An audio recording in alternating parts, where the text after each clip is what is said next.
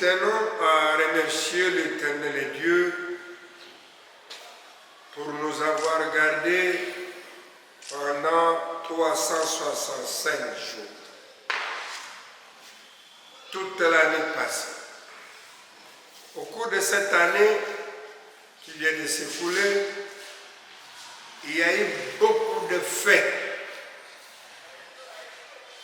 D'une manière générale, d'une manière familiale, d'une manière ecclésiastique, mais aussi d'une manière individuelle. Pendant 365 jours, vous et moi, nous avons vécu beaucoup de choses. Nous avons assisté à beaucoup de situations. Maintenant, nous sommes au début de l'année 2026. Aujourd'hui à 20h, je ne dirais pas aujourd'hui, hier, à 20h,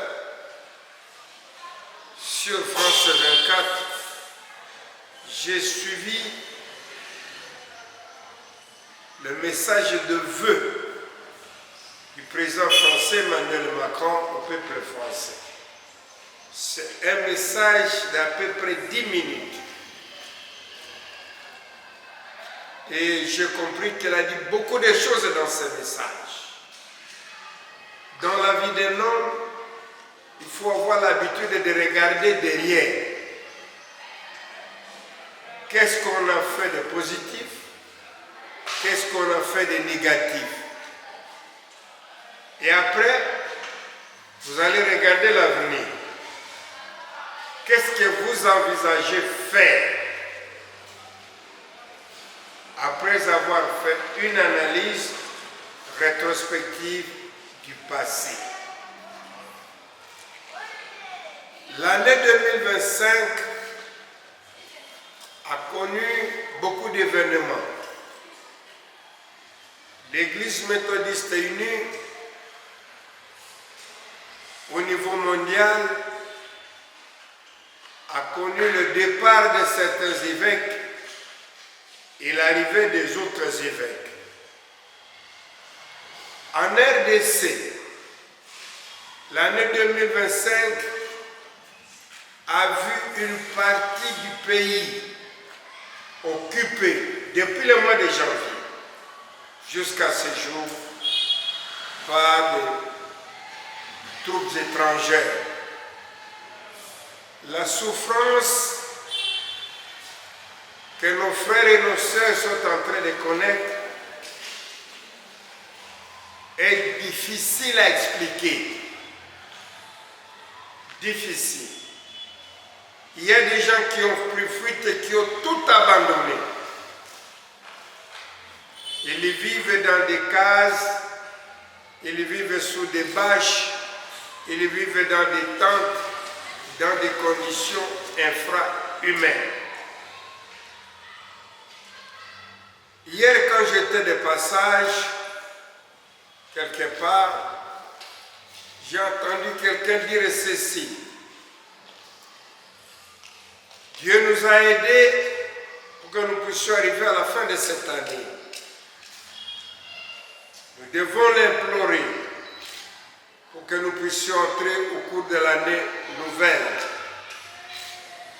en espérant des changements dans nos vies, dans nos familles, dans l'Église, dans notre pays et dans le monde entier.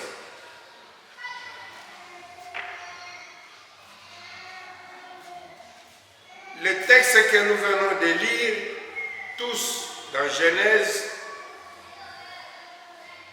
parle de deux choses complémentaires. Le premier texte parle du commencement pour montrer que Jésus, pour montrer que Dieu, le Père, pas Jésus, est le commencement de toutes choses. On dit au commencement, Dieu créa, c'est que lui n'a pas été créé, mais il a créé. Toute chose commence avec Dieu, sauf le péché.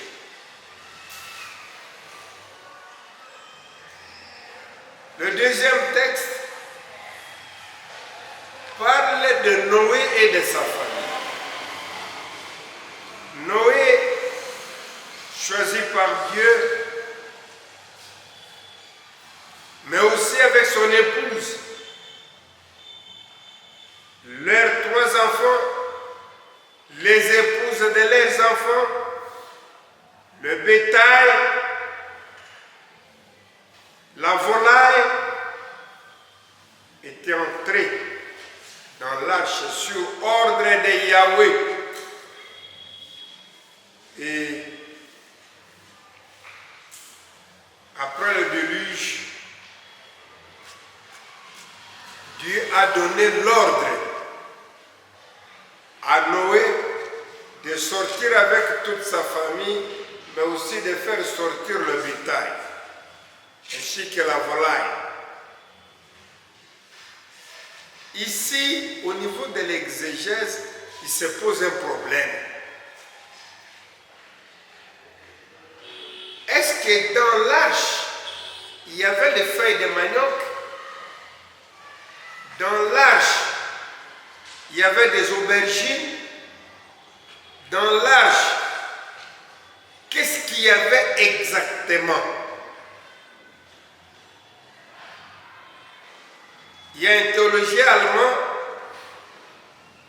qui a dit ceci, que nous ne voyons pas dans la Bible Dieu dire à Noé de faire entrer ce qui pousse. Parce que les problèmes pouvaient se poser pendant les 40 jours de déluge. Les feuilles pouvaient faner. Et il a soulevé un autre élément. Il a dit que Dieu a créé le monde avant de créer l'homme parce que Dieu a voulu que l'homme puisse vivre dans l'abondance. Ce n'est pas parce qu'il a trouvé que les choses sont plus importantes. Non. L'homme que je dois créer doit trouver dans le monde beaucoup de choses et vivre dans l'abondance.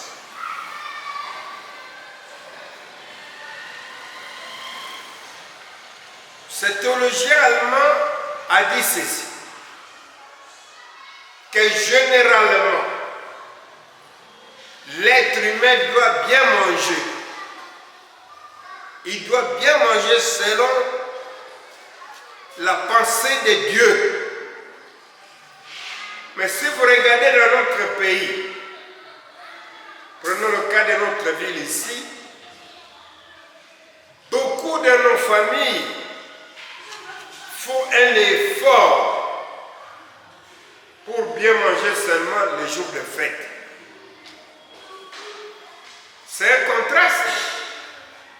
Pourquoi seulement les jours de fête qu'on doit bien manger et les autres jours, généralement, on ne mange pas bien?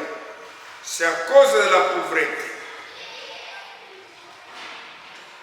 Dans ma prière, lorsqu'on nous a appelés chez Mapon pour la remise des vaches et des vivres à certaines confessions religieuses et même à des mutualités, l'Église méthodiste unie a aussi reçu un sac de riz, des condiments et une vache. Alors, on m'a demandé de prier.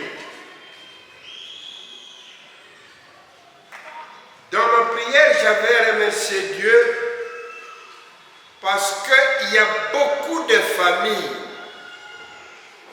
qui ne mangent la viande généralement que les jours de fête. Et rarement les autres jours. C'est la mauvaise gouvernance. Et j'ai demandé à Dieu de toucher le cœur des gens qui dirigent le Congo. notre pays, quel est le problème? Les gens qui ont des responsabilités travaillent pour eux et pour leur famille, pas pour le peuple libre. Les détournements, beaucoup de mauvaises choses, et le peuple croupit dans la misère. C'est intolérable. Intolérable. Dieu nous a gardés l'année passée, il nous a protégés. Au moment où je vous parle, il y a des agents de l'État qui n'ont pas encore touché leur salaire. Au moment où je vous parle. Avant-hier, j'ai vu des gens devant les guichets des banques. Je me suis dit, mais on paye aujourd'hui alors que demain, les banques ne vont pas ouvrir, elles seront fermées. Les banques ne pourront ouvrir qu'après bonne année. Comment les gens vont fêter? Ça, c'est la mauvaise foi, comme le dit Jean-Paul Sartre. C'est la mauvaise foi.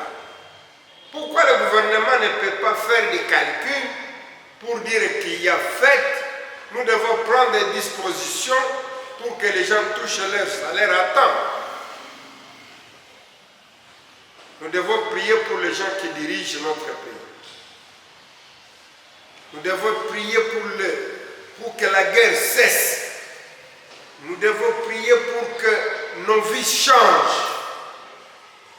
Emmanuel Macron a dit que nous, Français, nous regardons l'avenir. Mais pas seulement à nous, adultes, mais aussi l'avenir de nos enfants. Aussi l'avenir de nos enfants. 2026 vient de commencer. Commençons cette année avec Dieu et terminons-la avec Dieu. C'est ça le thème de mon sermon. Commençons cette année avec Dieu et terminons-la avec Dieu. Commençons cette année avec Dieu et terminons-la avec Dieu. Si Dieu nous a bénis l'année passée, cherchons son accompagnement au cours de cette année pour qu'il puisse nous bénir plus.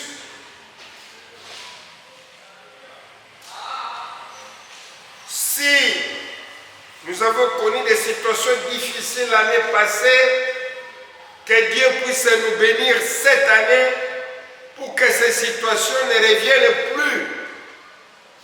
Si notre pays a connu la guerre l'année passée, prions pour que cette guerre cesse et que le Congo puisse avancer.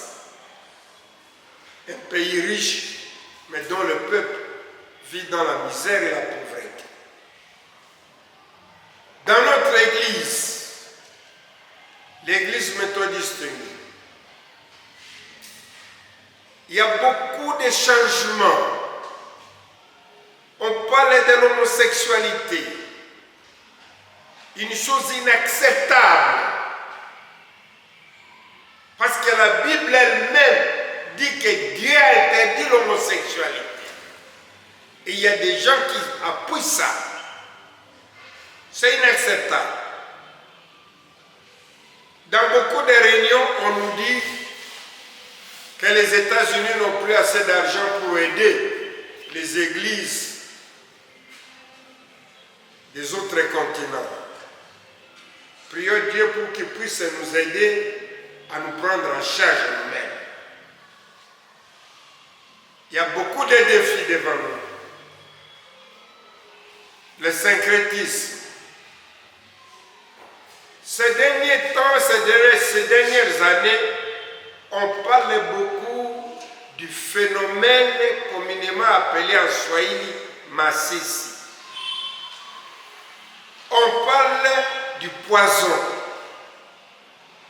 Mais quel est le rôle de l'Église face à ces phénomènes sociaux? Est-ce que Dieu exauce nos prières? Pourquoi même dans l'Église, vous pouvez trouver un pasteur qui, dans sa mallette, a une Bible, mais aussi un petit bol où il a mis les fétiches, les massifs, pour faire du mal aux autres. Pourquoi parmi nous l'amour diminue? Nous voulons plus nous regarder nous-mêmes, regarder nos familles et tourner le dos aux autres. L'Église doit s'interroger au cours de l'année 2026. Demandons à l'Éternel de nous conduire dans nos familles. Demandons à l'Éternel de nous bénir, de nous guider. Parce que d'autres défis sont là et cela risque de nous compliquer. Il y a des gens qui ont bien vécu l'année passée, mais qui ne vont pas bien vivre cette année. Et il y a des gens qui ont souffert l'année passée, qui vont bien vivre cette année. Demandons à l'Éternel de nous accompagner dans notre vie de chaque jour, dans nos familles, dans l'Église, dans notre pays et dans le monde. Ça fait presque 4 ans qu'il y a la guerre entre la Russie et l'Ukraine. Dans le Moyen-Orient, dans la bande de Gaza, des milliers et des milliers de personnes ont trouvé la mort. Et la souffrance est permanente là-bas. L'humanité est devenue très méchante, mais l'Église reste la seule force qui peut transformer cette humanité. Toucher le cœur des gens pour qu'il y ait l'amour du prochain, pour que de mauvaises pratiques cessent. Je tiens personnellement à remercier tous les pasteurs de l'Église méthodiste unie au Congo-Est pour le travail abattu l'année passée. Qui pouvait croire qu'au niveau de la paroisse francophone et cité, on pouvait avoir une chorale bien habillée? Ça, c'est à féliciter.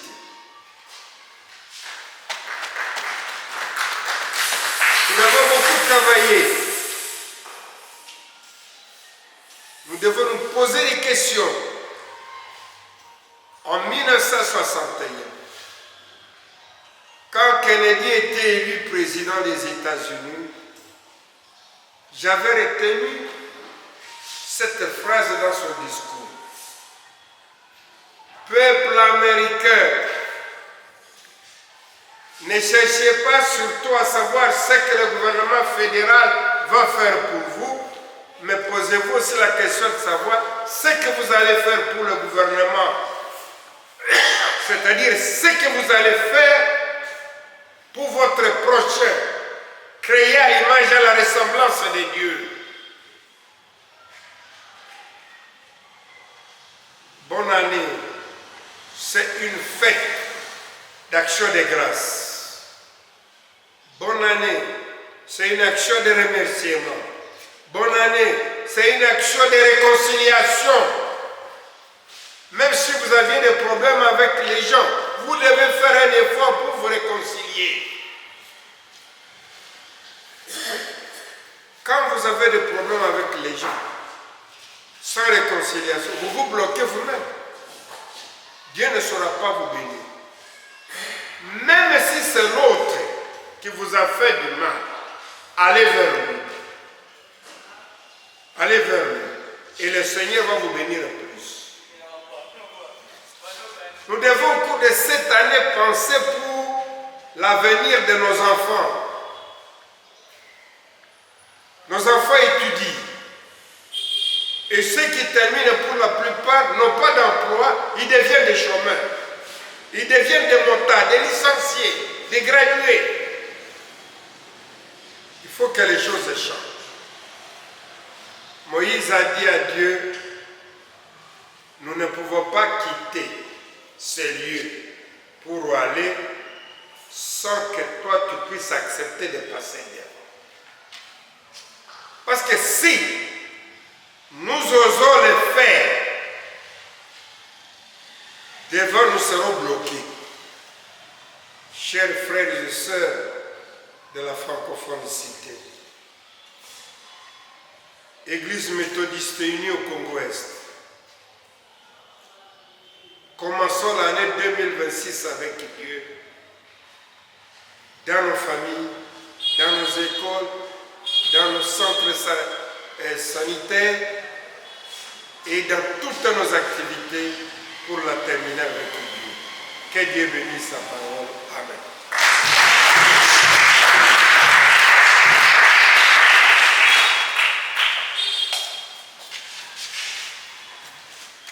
Gloire éternelle.